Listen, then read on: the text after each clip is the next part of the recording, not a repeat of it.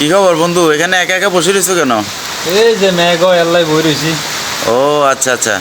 তো তোমাকে দেশের বাড়ি কি নোয়াখালী? হ ও, নোয়াখালীর মানুষ নাকি পরে হক হয়। কে কইছে হা গলাই চোদ্দনি? এই যে তুমি এখন বললা পাগল না বলে আমাকে হাগল বলছো। তো তোমাকে নোয়াখালীর ভাষা এমনি আমার কাছে ভালো লাগে, কিন্তু তোমাকে নোয়াখালীরা পরে হক হয়। আমি কয়েকটা তোমার বুঝাই দিই। যেমন পানিরে কি বলে তোমরা? কি বলো তোমরা পানিরে? হানি হানি। আর পেঁপেরে কি বলো? হাবিয়া হাবিয়া। আচ্ছা, পানেরে কি বলো? যে বুড়ারা যে খায় পান? হান। হান। এই তো, তাহলে তুমি দেখো পরে কি বলতেছো সবগুলো। আসলেই তো ব্যাপারটা আসলে ঠিকই কইছো। এতদিন পরে বুঝছো না? হ্যাঁ। তবে তুমি নোয়াখালীর ভাষাটা আমার ভালো লাগে, জানো। আঞ্চলিক ভাষায় কিছু নাটক দেখি, ওগুলি আমার খুব ভালো লাগে। তা আমার খুব শিখার ইচ্ছা, আমার একটু নোয়াখালীর ভাষাগুলি শিখিয়ে দিও বন্ধু। হ্যাঁ আচ্ছা, সময় করে আইস।